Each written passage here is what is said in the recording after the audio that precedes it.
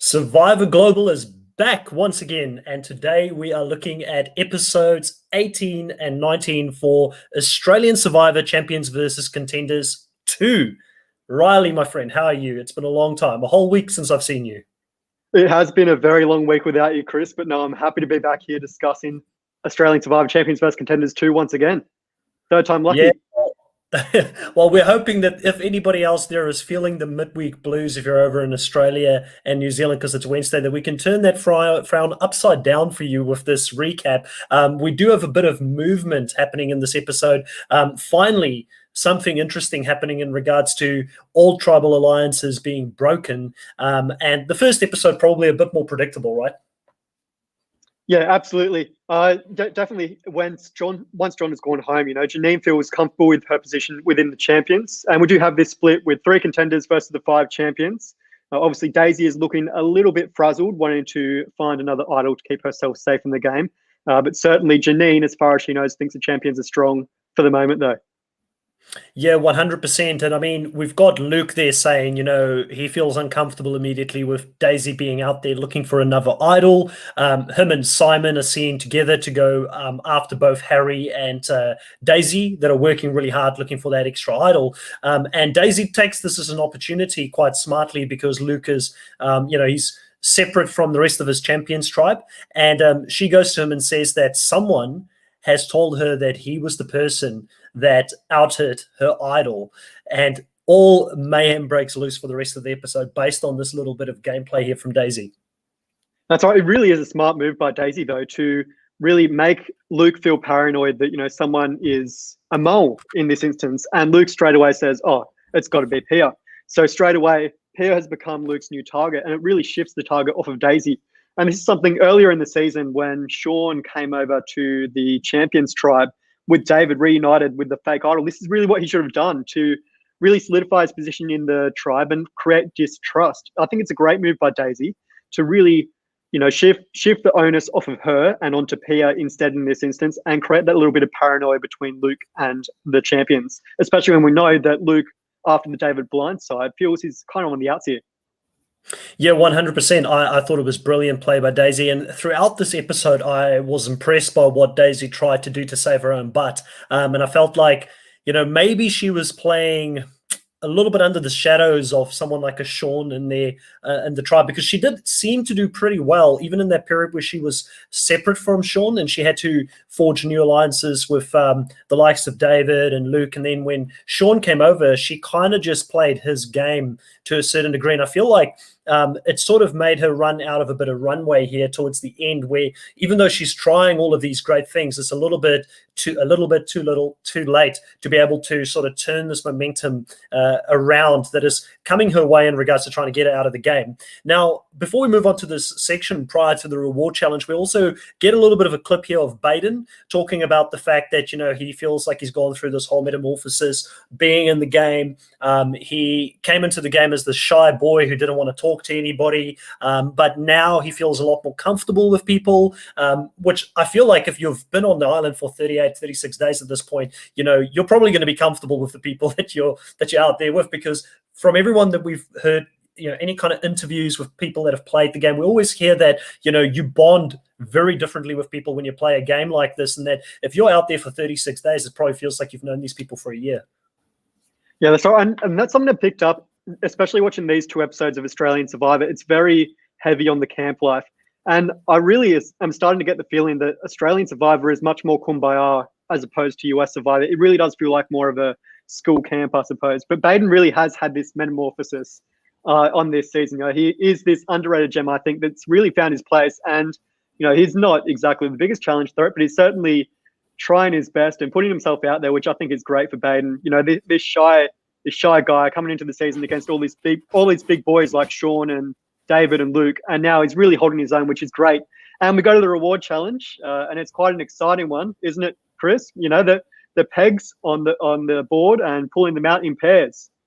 Yeah, definitely. I looked at this and I thought, again, a great twist to a challenge that we have seen in some Survivor seasons before, because not only do you have to win this with the pegs there that's getting removed, but you have to work in tandem with your duo. So if your duo is a bit of a klutz or someone that just doesn't have good coordination or balance in general, Harry, you're kind of stuffed, because Harry does end up falling out of this challenge very, very early on. And one of the things that sort of makes me wonder, because I never really, and you might be able to enlighten me on this one. I never really listened to any of Harry's interviews or podcasts that he did after the season when he played. But one of the things that I'm wondering is, did Harry throw a lot of these challenges here? Because he seems to be really underperforming in these challenges. And we see that coming back later in the second episode, where they're saying we can't even send Harry to Exile Island to go and try and take Daisy out because, Baden will be a better challenge threat, which is insane to think, because when you look at the two, you'd think Harry would be the more physical person. Well, Harry has said in the past that balance isn't exactly his strongest suit. And we did see that when the Contenders threw that challenge earlier in the season. But I do wonder if a little bit of that is strategy. And I certainly don't think it's a bad idea to play yourself down in challenges, especially when you got guys like Luke and Simon next to you who have proved themselves to be threats. And it's kind of similar, if Harry is doing this on purpose, it's kind of similar to Tommy Sheehan's game in Island of the Idols, where he really just downplayed his threat level, made sure that no one was looking at him, so that he can go further in the game and not be eliminated for being a physical threat. So I don't think it is on purpose that Harry's been this bad at challenges. He has said balance is in his strongest suit, and it certainly seems that way. But no, he did go really, really early in this challenge, and it really was a very early exit. But Baden and Luke as a pair together, they were having a little bit of a chin wag together, discussing who's the next to go. It really does seem that Luke is starting to switch away from the champions and is really starting to see the other side and opportunities to maybe go away from Janine, the girls, and Simon in this game and potentially shake things up a little bit. Yeah, I really enjoyed that little moment just right in the middle of the challenge, them having a conversation and JLP doing his normal asking people questions and trying to throw them off the game. And then he goes to Luke, and Luke like halfway answers the question, but he's gotten almost no idea what JLP actually asked him in the first place. And that was really funny and good moment to see. But ultimately in this challenge, it being a reward challenge, I do agree Harry throwing it potentially is a good strategy. I wouldn't compare him to a Tommy Sheehan, because Harry does stand out like a sore thumb in any other opportunity in the tribals, and he does antagonize the majority alliance quite a lot, which is great TV, but definitely different to a Tommy Sheehan type of strategy. But we do at the end here see that the reward comes down to, I believe it was at the end, was it Janine and Simon and Pia and Daisy, the last one standing. And in the end, Pia and Daisy get selected. Yep. Pia and Daisy is hanging on the wall, and she pulls the peg out from behind her and falls to the ground. And yeah, Simon and Janine end up winning the reward, and they get to choose two people. They pick Pia and Daisy. But I don't know how you feel about this, Chris. Half the tribe going on reward. Should that be that way at this stage of the game? Because, I mean, usually you'd think, just the two or maybe one extra person would go when there's a group of 8 left. I think it does split up the tribe and means that, there's room for people to maneuver. But I feel like 4 people going out of 8 on a reward is it's a bit lax here. Yeah, I mean, for me, whenever it comes down to these kinds of decisions, I always think to myself, what's going to make the better TV, And if the better TV is to have the tribe split in half, where it's a 4-4 situation, then that's great. In this case, I feel like it kind of worked. Because if you had 2 of the minority people there going on their own, maybe it wouldn't have been as exciting if you had 6 people or 4 people, 4 actual people of the alliance still staying on the beach. But we do get Daisy being in there with 3 of these people, and we get some great TV from this, because we do, for the first time, realize that there's someone by the name of Simon who's playing this game. We haven't met him yet before, but suddenly he's emerging and he's having conversations and he's got an opinion. And his opinion is that Luke is a threat. We need to get rid of Luke because he could potentially win this game. And you do see throughout this, Daisy is eating it up. She's all for it, because obviously she's going to try and save herself and also her 2 contender mates, her new best mate, Harry, that she hasn't been friends with the whole game, but suddenly she is now forced to work really closely with him. So what's really interesting in this conversation is that at no point does Janine really talk. And I really noticed that where Janine is like, I'm coming in here with a position of power. And, I do work in the corporate world. So I see a lot of this corporate negotiation styles that if you're going into a negotiation, you never give someone your hand right up front. You let them talk, let them lay all the cards out there. And Daisy is singing. She's giving all the information in regards to what she thinks of every single player. But very, very smartly here, Janine and Pia as well, but specifically Janine is not seen talking about this at all. So I didn't get the feeling like she was on board from the start, but Simon definitely, I feel like for him, this was a real plan. Well, Simon did mention that Luke apparently, divulged information of the idol to the champions, which kind of puts Pia on the firing block here. But Daisy, being the one that apparently told this white lie to Luke, which was presumed, she really doesn't get in any trouble for it. She doesn't get caught, even though that Simon recognized this lie. But I do find it interesting because, Simon exposed this lie, but it really didn't get back to Daisy at all. She didn't really face any ramifications for it, which was just bizarre to me, how it came up and then just disappeared, really, and Daisy didn't face any fire for it. Yeah, I feel like what happened in this is that no one could put two and two together as to who the actual person was that actually gave her that information. And Luke, being as paranoid as he is, from what I could see in this episode, Pia never actually goes back to talk to him until right before Tribal, until she's already got the, I feel, was it this episode that she got the immunity, or was it the next one that she got the immunity? But she doesn't actually. The next one. She doesn't. Yeah, the next one. But she doesn't actually go to him until before Tribal. That's the point where she actually goes and have a conversation with him. But Pia obviously is stressed. Like, if you're the person like Pia sitting here finding out that Luke's angry at you and you know the caliber of player that Luke is, that's something that's going to weigh heavily on your mind, because Luke now is sitting there with the other players. And it just so happens that, you've got Harry working really, really hard here with Luke to try and get Luke to flip. And you've got Baden here with him as well. And they're really trying to make something happen here. So it is quite interesting, this dynamic. Was there anything else that you wanted to discuss in this section of the game before we actually move to the immunity challenge? Yeah, well, obviously we know that Harry throws Janine's name out and Luke kind of buys it all and he says he's all in. I do wonder, where was Abby during all of this? I mean, the three guys were sitting on the beach it was minutes on the show, but it probably would have been hours in real life. And Abby was just off somewhere with the fairies, really. She wasn't involved at all. Although we will see later that Abby will begin to become involved in these plans a little bit. But I do think it's good that Harry and Baden are really starting to plant that seed with Luke and potentially making question where he stands within the champions, especially in light of what happened with David. Luke hasn't really had time to question it too much. So now that he's away from Janine, Pia, and Simon, he really has that time to really think out and nut out what's going to happen and what his game plan is to get to day 50 in the end.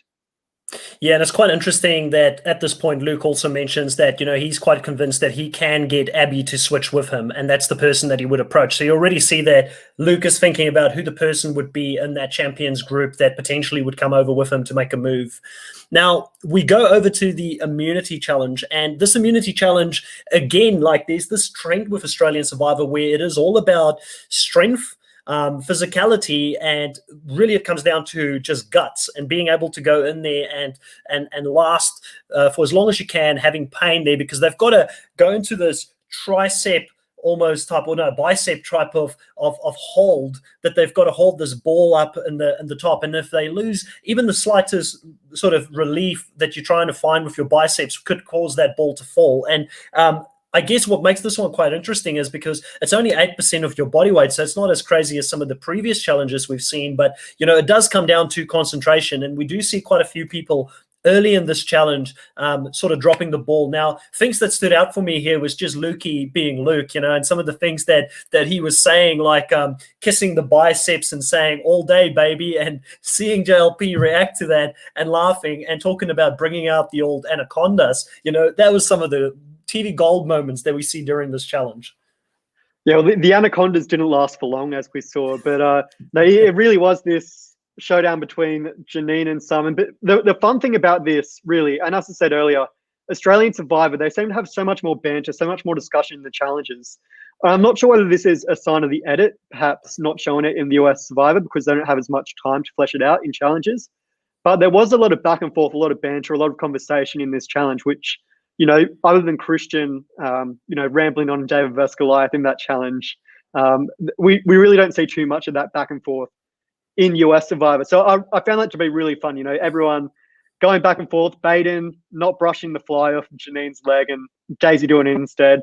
It really was a great moment, I thought. And of course, it comes down in the end to Simon and I do Janine. want to touch just want to quickly touch on that, because you've brought it up now twice with the banter and seeing this in the challenges. And I remember having like Adam on the podcast sort of towards the beginning of the season. It's definitely something that I'll talk to him about again. And he said that he was quite surprised about some of the banter and the talk that goes on between tribal alliances and that kind of thing. So I wonder if it does come down to a cultural thing as well, because, with the Aussies in general, they do like to give each other a bit of stick. Banter is all part of the game. We kind of grew up with that, in New Zealand and Australia, and South Africa is very similar as well. And you see it in things like cricket, for instance, quite a lot. There's always banter when somebody's at the wicket and things like that. So it is quite interesting, a little bit of a difference there, maybe, but I will definitely ask him that question. Now, you're quite right. So we do see here at the end, Janine, of all people, actually wins this. And I was quite surprised, because going into this challenge, I did think that it was more male dominant, because you have to have a bit of muscles and a little bit of forearm strength to keep that ball up. I mean, we saw someone like a Abby, for instance, really struggle in this challenge, and she's a pretty physical beast. We find out, obviously, she's had some surgery on her wrist before, so maybe that didn't help her too much. But Janine takes it out, and the plan here to take the godmother out, which Harry and Baden and Luke were talking about, we didn't see Abby's sort of opinion about that and if she was willing to make a move this early on. But that's now off the table, and Harry's quite annoyed by that as well, and he says she's pretty much untouchable, and she's been running the game, and she's sort of taken the game hostage, I guess. But Luke as well seems quite upset about the fact that they can't make the move here, and this means now that they need to scramble. And Daisy comes back to Harry and to Baden, and she says, "Hey, I've got good news. The people that I spoke to in the reward challenge, they're all good to go and actually vote for Luke." So the attention is now shifting from taking Janine out, and we see here that Harry is very, very happy to cut whoever he needs to cut to get to the end. He doesn't care if potential alliance was there with Luke. If this means he gets there another day or another 3 days or another 2 days in the game, he's going to take it. That's right. Well, we know that the champions really want to take Baden to the end, because he's possibly the easiest to beat, the GOAT here. So it really does come down to Daisy and Harry, and they both censor on the chopping block. So I think, Daisy is quite right in kind of shifting it onto anyone but me, I suppose, to take a play out of Sandra's book. And really, I mean, if they have to cut Luke, they have to cut Luke. They have to get him out of here, because we do know that Luke is this massive threat, not only in challenges, but also socially. I mean, he has a great backstory, and we've discussed this in the past as well.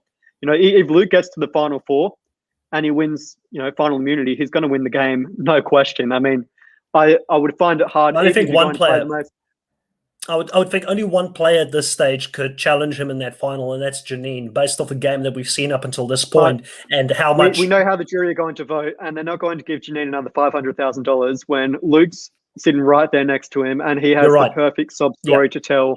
I really don't think they're going to give it to anyone but Luke if Luke gets to the end. So getting rid of Luke now is definitely a smart decision, because it takes the biggest threat off the table straight away, and then then you can focus on Janine later down the track. But if I was Harry, I wouldn't be too concerned about Janine. I know that Janine is gunning for Harry, which is obviously dangerous, but I wouldn't mind here cutting a deal with Janine to say, "Hey, do you want to come to the end with me? We'll fight it out together." The two, the godmother and Dirty Harry, all the way to the end. Would Janine take that offer against someone like Pia or Abby? I'd say she'd probably go more towards her original champions and try to play a more loyal game. But I mean, it certainly wouldn't be a bad decision here for Harry to link up with whoever he can just to keep himself alive in the game. Well, it is quite interesting, because you do still see that Harry, to some degree, is being protected by Janine, because Janine never really puts the vote on Harry. So somehow Harry has sort of crept in under her guardian wings, and she's keeping him safe throughout the game to a certain degree. But we do also see here that, Janine and the rest of the champions talk without Luke, and they say that the target can't be Luke. She knows that Luke is a loyal number. He's never gone against them. She feels like it's too early to take the shot right now. And from her perspective, it's definitely the right move because she's part of that 3-person alliance within the 5, and she's kind of running it pretty much at this stage. No one's really opposed her. I know the show is giving us a lot of Pia in recent times, but I still feel like Pia, we're hearing a lot from her perspective, and we're hearing a little bit from Janine, but I don't know if she's necessarily running the game. Janine's really the person at this stage that's out in front, doing this at the moment and sort of dictating where play is supposed to go. Now, they move it away and they say that they'll talk to Daisy and let Daisy know that Abby wasn't going to be on board with making the move. So what will end up happening is they're now going to vote for Harry. But Daisy is smart to this, and she realizes that this is just a ploy to put the vote on her, and she doesn't think that it's going to happen. So instead of just accepting it like a loyal soldier, she does go to Luke, and she pulls Luke aside to say, listen, there was this plan against you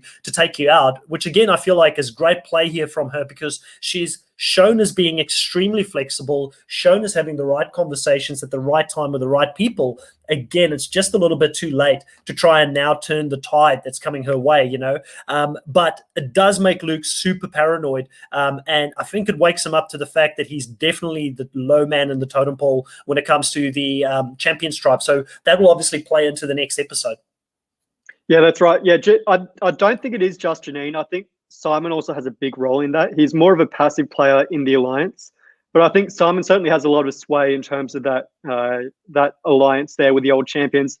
I don't think it's just the 3 girls. I think Simon is probably stronger in that alliance than perhaps Pia and Abby are.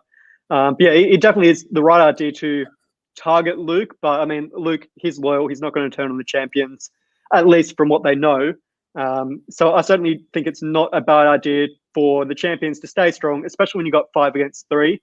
If you get rid of one of your champions now, you're going to be down to 4, and then that means that it only takes one person to flip, and then you're in the minority again. So really, by taking out one of those contenders, it's probably the best option for Janine going forward. I do feel like you make an interesting point there, saying that Simon's probably someone. I disagree with you a little bit here from what I've seen in the edit. It could be that he did more behind the scenes, but I haven't really seen him dictate votes up until this point. And also, I feel like him trying to make a move right now, but being dismissed as quickly as he was dismissed in this specific scenario, because he clearly wanted to go for Luke. He even still talks to Janine before Daisy walks up to them, and he says it really should be Luke, but Janine doesn't want to hear about it. So obviously Janine definitely is running this, and I do feel like she's closer to the girls and probably would take their feedback on board a little bit more than Simon. But I feel like the problem here is that Simon is trying to play the game, but he's trying to play the game too late. Again, like if you wanted to have more social capital, if you wanted to have more power or authority of the direction of where the game is going to go, you needed to make some of those moves earlier on when Harry was talking about it in the Contenders tribe to create a new alliance that you become a core of. I feel like he's someone in the outer here still, but again, it could be that there were things happening on the edit that we didn't see. It's just the way that the show's portraying it at this stage. Now, Tribal Council, we do get JLP asking Luke if the tribe is quite split after that specific, reward challenge with half of the tribe going on that. And he does say that, hey, it does make half of the tribe a bit jealous, which is pretty obvious. JLP also asks Luke if he's heard about a plan that involves him getting voted out. And he said, yep, he's heard of quite a few plans today and that he hopes that the teams will stick together. Daisy, again, she's going quite full throttle here, trying to throw everybody's game under the bus, saying that, listen, this was definitely a plan that wasn't a misdirection like Janine's alluding to. Luke was on the chopping block and that he needs to make a change now if he wants to save his game. Again, she's throwing everything at the wall here, trying and hoping that something's going to stick. But the biggest bomb that gets dropped here isn't her trying to throw things out there. It really is the fact that there's a twist in the game and that whoever's going to get voted out, in quotations for those listening to this, is not actually going to get voted out. They're going to go to one of the twists that us as Survivor fans absolutely love, Exile Island. What's your opinion about this, Riley? Exile Beach in the Australian Survivor sense. Exile Beach, not Island. But no, I mean, Australian Survivor, I understand they have to do these non-elimination twists to fill their quota. Obviously, they have 24 episodes to fill throughout the season and only 24 players. I mean, they can't fill out everything. But for me, they need to be a little bit more creative with their twists, non-elimination twists. But also, the thing that pees me off more than anything else with this twist is the fact that it's not known until we get to Tribal Council. And it's the same thing with the Sean vote out as well when he was voted to go to the other tribe. I'd like it more if the contestants were at least aware of it up until a certain point, so they knew what to expect in the game. And we saw this in Champions vs Contenders 1 in 2018 when Commando Steve, was voted dead man walking. I mean, it was just a pointless twist. I really think Australian Survivor need to firm up as to what sort of twist they want to make. I know you're a never edger, Chris, but I feel like if Australian Survivor want to meet out that 24 episode criteria, they need something else. And I do wonder, is it worth bringing in Redemption Island or Edge of Extinction with 2 extra votes? Obviously, that gives them 2 extra tribal councils, and it doesn't make the game as unpredictable with these random twists at any time. I think it gives them something concrete. I know you hate it. I'm not the biggest fan either. But I certainly think it gives them an option to say, to make it more fair on everyone else, as opposed to just throwing out this random twist and hoping it sticks.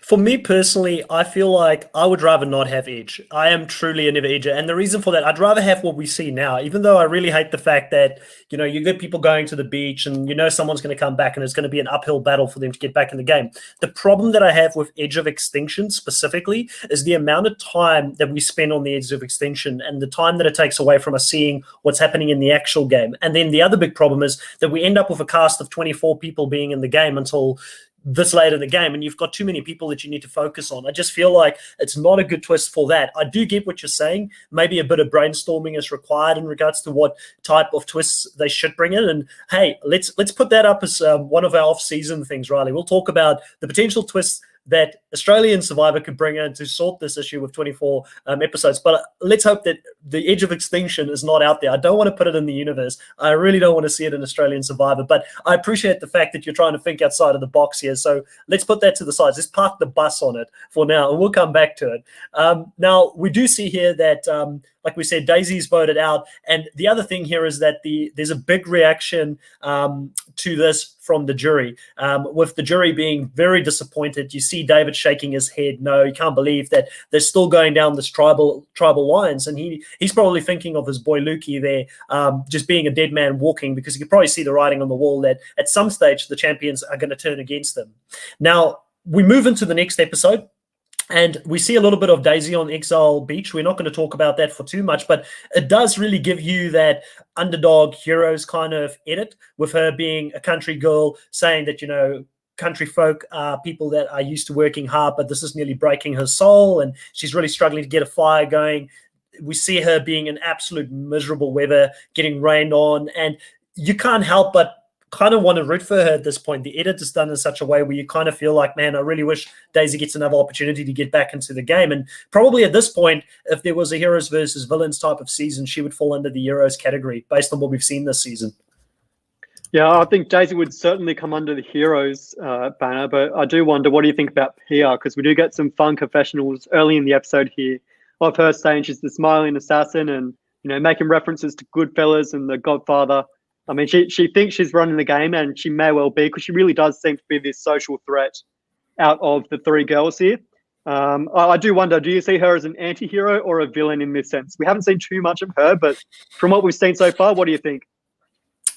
I would say that I don't think that she's done anything at this point to be almost like an anti-hero. She's still very much undercover. She's an under-the-radar type of player, but we do see that she's game savvy. We do see that she's very aware of people's position in the game and where she needs to pivot and move. And I think her biggest game move this whole season has been linking up with Janine and allowing for Janine to be the vocal person, allowing for Janine to take all of the hits.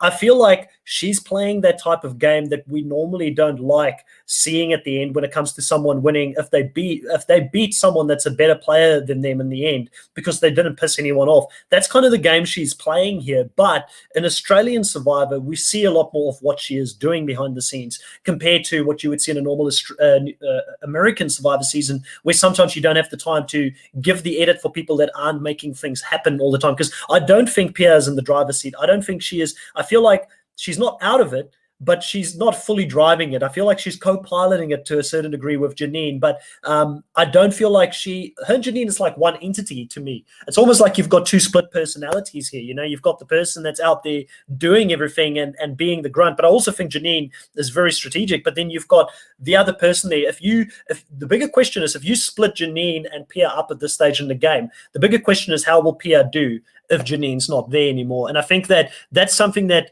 could be quite interesting as the season develops, to see if she can actually play a game on her own, because we do see early on in this episode that again, the target is firmly on Janine. Harry is still focusing on her, and that's been the case throughout this whole season. He knows that he needs to get rid of Janine. She's the godmother. He feels like she's taken the game hostage at this point, and can he wrestle that power away from her? That's going to be the big question for me at this stage, and that's sort of my thoughts on Pia up until this point. Yeah, Luke and Harry really do have some fun discussions on the beach there, and Luke really it seems as though he's starting to swing his viewpoint in the game, because he starts to recognize that, hey, perhaps Pia and Janine are calling the shots here, and I'm the fifth man on the Titan pole. I need to scramble and find myself another way into the final three. So Luke actually does say in a confessional that he trusts Harry at the moment more than he trusts the former champions. And maybe a little bit of that, again, comes back to the David blind side, where Luke was on the wrong side of the vote, sorry. But yeah, so I really think Luke is really looking at all his options right here, because we know that from his first season, he didn't exactly maneuver as much as he should have to get himself further in the game. So right here, he's taken all his options in, and perhaps we might see that he goes with the contenders at the end of the episode. We just need to find one more person to pull over onto his side so he can make a blindside of against Pia or Janine. No, 100%. And Luke needs to start thinking about this, because he is one of the biggest threats. So I don't see a way for him to the end unless he starts flip-flopping between alliances and getting these alliances to work and sort of take each other out along the way. Now, this is a shorter episode, so we don't go to a reward challenge. We go straight into the immunity challenge. And within the immunity challenge, we see that it's each person will be laying on a platform, and they will need to hold their own body weight up, basically doing a dead man hold underneath that bar. And it is quite an interesting one, because once again, throughout this challenge, we do see that Baden, for instance, struggles, goes out quite early on.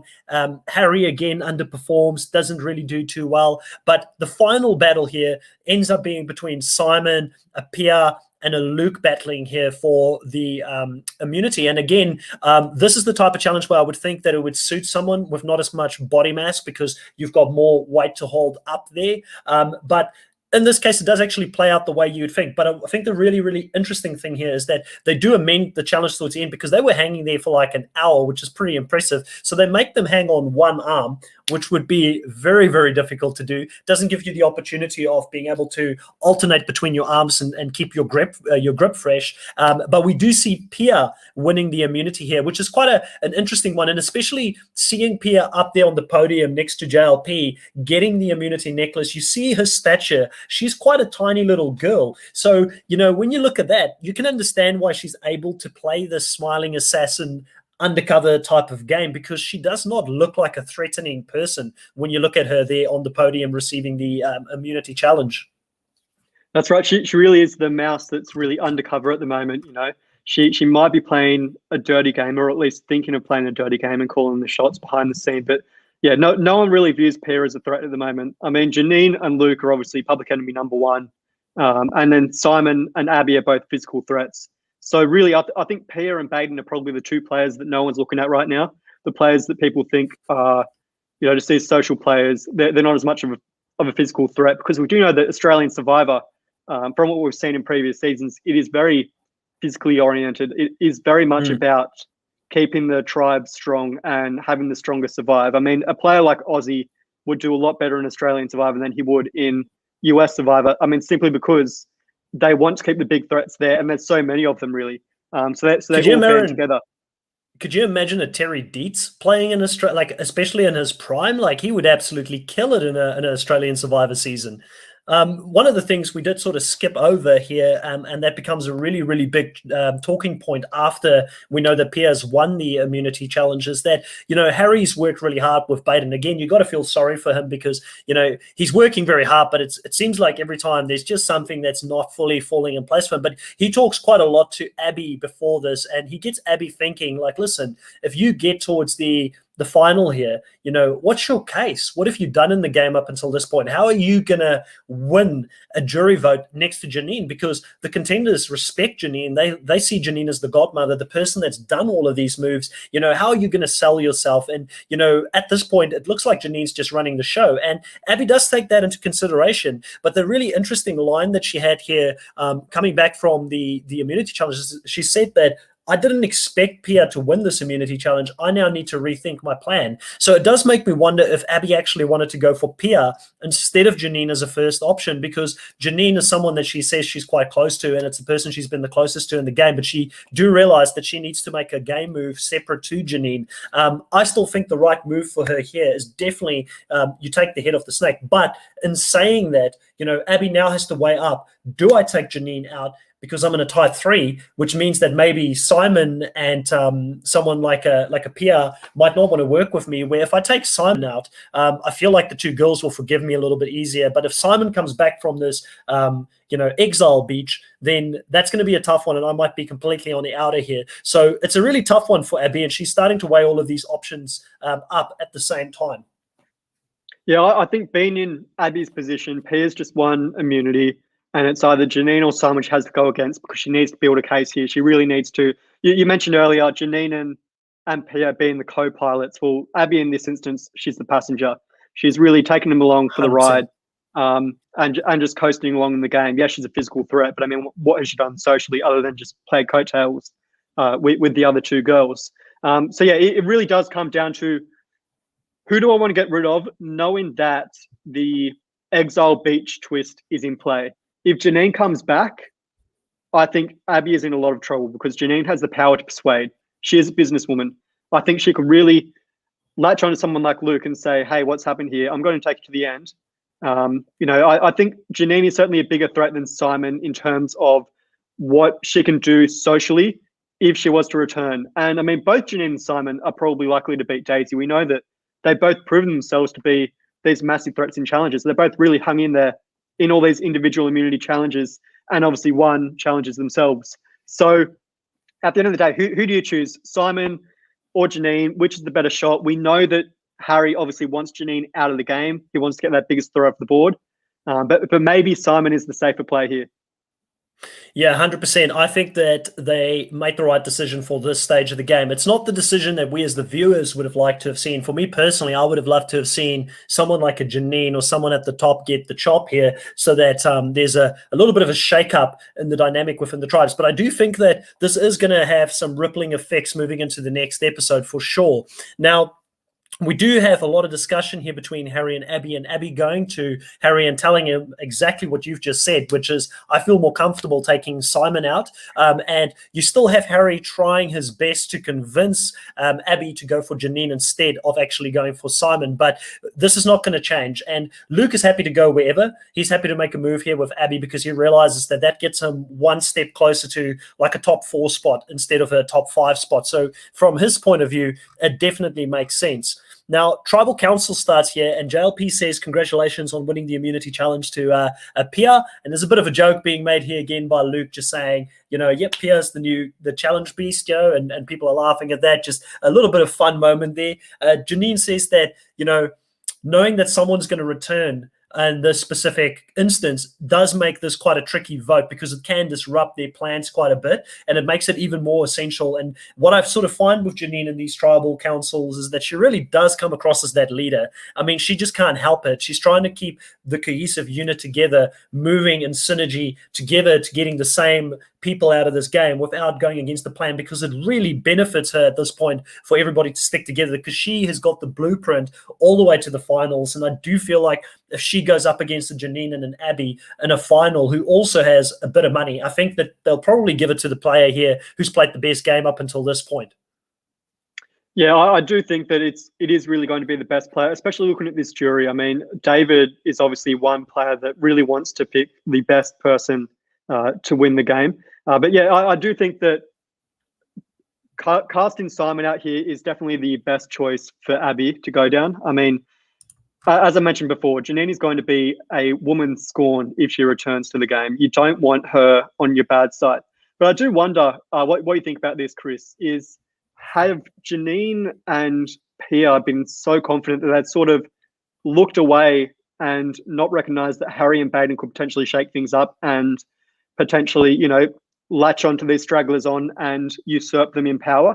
I really do think that Janine has gotten a little bit power crazy here, and she's kind of she hasn't recognized that in her blind spot is Harry, who can really shift things around. And we know she's obviously aware of what Dirty Harry can do. I mean, she gave him the nickname Dirty Harry and the Cockroach. But I do wonder, do you think that Janine has perhaps played herself out of this by being so confident and blind in her power? I do agree with you that definitely she's got a massive blind spot. And two things here that stood out for me in this episode. Firstly, is the fact that we see the three girls bonding all the way up until going to tribal. They're spending a lot of time together. They're doing their yoga. They're doing all their talks about what they're going to be doing after the show together. And they seem like just this unit that everybody knows that these three are tight. And when you're that tight with people and you don't give hope to a Simon or you don't give hope to a Luke in your alliance that you can break into that top three, that is extremely dangerous for me. And I do think that Janine should have thought about this a little bit more, to the point where she spends, I mean, again, it's an edited show. We don't know how much time she spent with Luke on the beach. And we did see captions of where they actually did spend time together, but maybe we should have seen more about her trying to create a fake final two with Luke or a fake this and that. I know people say that you can't create fake alliances with everybody because then they end up being bitter at the end. But in Australian Survivor in general, people tend to be better sportsmen when they get voted out. And if they were blindsided by someone in general, it doesn't burn you as much unless you've just been very vindictive in the way you did it. I think that you could get away with it. But I do feel like she's gotten comfortable and that they're not hiding that alliance very well. When you look at a show like Big Brother, even in the US or in Canada, a lot of the times you get these secret alliances with people saying, we'll only talk very briefly, quickly in the pantry, but afterwards we're not going to talk to each other for the rest of the day. And I feel like you need to split and create that differentiation between yourself and your closest allies, even in a show like Survivor. So that was one. And then the second one, which I'll get you to jump in on that point, the second one that I saw during this day as well is Janine underestimating the type of player that Luke is, because she mentions that Luke is predictable and you would know what Luke is going to do by the end of the day. You don't have that same predictability with someone like a Harry, for instance, or a Baden. But I thought to myself, did you watch Luke's previous season? Because Luke is not. If Luke feels like he's in danger, he's not predictable, and he's not someone that's just going to go with the power structure that be. He's someone that's going to go against the power structure so he can better himself in the game. So I feel like she's underestimating him a little bit there, and also that group, that friendship is too tight, and they're not hiding it very well. It really does boggle the mind why she views Luke as being this, not as much of a threat as someone like Harry. I mean, obviously, Luke, as we mentioned before, he has this massive story to tell. He's if he gets to the end, he's guaranteed to win the prize. I think I would, beyond a shadow of a doubt, I would pencil Luke in for that $500,000 check. And he's obviously a physical threat, so he can win immunity challenges.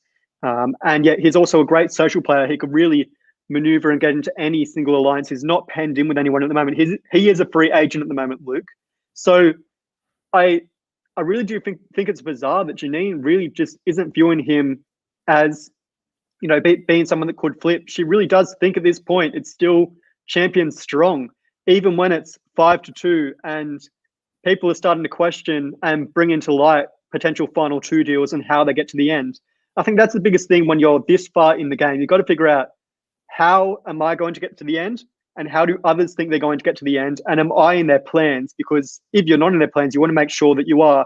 And you want to make sure that if you're basically guaranteed to not be in their plans, get rid of them now. Or at least try and bring them in a little bit more and, build up your trust with them to make sure you're there in the end. I think Janine isn't recognizing that this is the end game right now. This isn't the early jury phase right now. It is getting to the end of the game, and she really needs to make moves and start thinking, how do I get to the end? How are other people thinking their path to the end is as well? Yeah, I feel like where they made, well, it's really tough because they lost some players. They lost like Ross, but Ross wasn't a very predictable player either early in the game. But I mean, like I feel like she's gotten there with four very solid people that would probably in her mind stick to the plan, even though Abby as well is going to be the one that's going to go here against her. She probably underestimated a little bit how much damage Harry can do from the side as well. It's just there's a few things here, but I do feel for her because she just became this massive threat, and I feel like it's the classic case of her not managing her threat level very well up until this point of the game. But throughout this tribal council, we see Simon's pretty confident. He feels like the plan's going to go ahead, so it's a bit of a blindside here at the end when we see Simon being voted out with a vote of 4-2. So David and Sean are seen as very excited in the tribal council when this happens, and you can see them kind of like doing the old fist pump or the wave to Lukey and Harry as they walk off. And this is probably the most excitement we've seen in the season up until this point, because it kind of went against the grain of the bigger alliance that we thought was just going to run this show all the way until the end. But this opens the game up pretty widely now, and you can see in Pia and Janine's face, the first time in this game, there's utter shock and disbelief that they're out of the numbers. They don't know what happened. And you've got Abby, and I feel like completely over celebrating the fact that she's just pulled this weight or this move off, because you're kind of sticking it in the face of your true previous allies here. What did you think of that celebration at the end there? Yeah, and you know that Simon has a 50% chance to come back in the game as well. I think it's not a good look on Abby's part.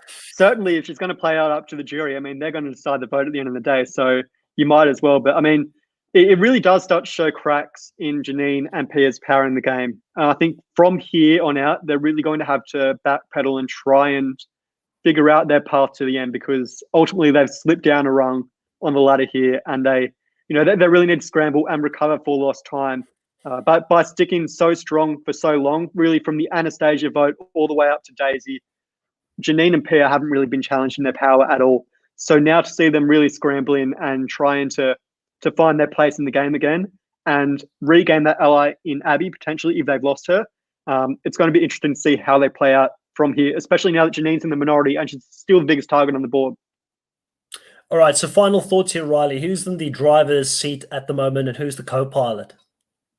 Well, in the past, been saying Pia, but I think it really has flipped to being Luke is in the driver's seat. And I think maybe Harry is the co-pilot here. Although I think that Harry probably has a better path to the end. And I can't believe I'm saying that, because Harry, especially in the pre-merge game, that late pre-merge game, he was playing such a bad game. I thought it really looked like it was going to go at any time, but somehow he's managed to take that target off him and shift it onto others, which I think is great for him. He's played a dirty game up until this point, but I think people are starting to lose sight of that, and they're really shifting their targets to other people. So I think Luke is running the game right now. Harry's in the driver's seat, but Harry probably has a better chance to get to the end simply because Luke is that big a threat. And I think someone like Harry is more likely to take Baden to the end than he is Luke. I think Harry's that kind of player. This little crack opening now is a great opportunity for him to get back in the game. I do still think that at this point in the game, Luke and Abby has got more options, because they can still choose to go with Baden or Harry, but they could also go back to their previous alliance, because it's not like the other two have got that much that they can do at this point. But it will definitely be interesting to see how things play out next week, and to also see what's going to happen and who's going to come back in the game, because that could definitely spice things up again. Now, Riley, it's been great talking to you about these two episodes today. We have got some more Survivor content coming to you this week. We will be on the weekend. We'll have another pre-recorded episode, most likely coming out to you on the Sunday if you're over in Australia or New Zealand, or it would be on Saturday if you are in the States. We will be joined by Survivor South Africa alumni Jacques Berger to talk about the next two episodes of Australian Survivor. We have our fingers crossed. He's confirmed he'll do it, but you just never know until the last minute. But I'm pretty confident he will be here to talk about Australian Survivor, and I think it might be the first time that he's actually going to be talking about it on a podcast, so really excited about that, to have him on the show. And then we've also got this week The Block that we'll have our block coverage for the Big Brother Canada show that's currently going on. So that there will be coverage on Wednesday in Canada and also on Thursday on Canada. And then on Friday over in the States, we will have our first The Challenge recap of the All-Stars season that will be on Paramount Plus. And I will be on that podcast as well, talking to my co-hosts, Chantel Francis and also Mike Lewis. So a lot of content still coming your way, guys. As always, if you like this content, Riley's got his own channel called Snuffed, like you can see there in his title. Riley, what's the plans for the next couple of weeks? I know you've got a potential stretch target you're putting out there for if we do get to 1,000 subscribers. I don't know if you want to sort of tease that a little bit here on the show, because it might be relevant to people listening. Yeah, I think it's certainly in the sights, in the plans at the moment to potentially discuss International Survivor on the Challenge and who is the best in South Africa, who's the best in Australia, who's the best in New Zealand, and how they fare against US Survivor contestants. So that's something to look forward to. But in the meantime, we're continuing on our journey of the winners. Next week, we will have Chris Doherty, the winner of Survivor Vanuatu. We'll be retelling his story. That's Wednesday, 7:30 p.m. Eastern Time. 2 videos each week. And yeah, be sure to join us over on Snuffed. Listen, Riley, if Chris Doherty, if you bring him up and you give him a bad review, I am never going to forgive you. He's one of my favorite winners to ever do it, and I feel like he's such an underrated winner. So I will be looking out for that specific video, and definitely will be giving you the thumbs up. Hopefully, unless you go and absolutely trash him on your show. But it's been great talking to you. Vanuatu. Yeah, no, definitely. It's been great talking to you, Riley. Guys, if you do like this content and you're still with us, please hit the subscribe button. I hope that we earned your subscription today by doing this recap. And also press the notification bell if you want to know when we're live next. We'd love to have you on here to ask us some questions. And I will talk to Riley next week on exactly the same time again. Thanks, guys. Have a good night. Bye.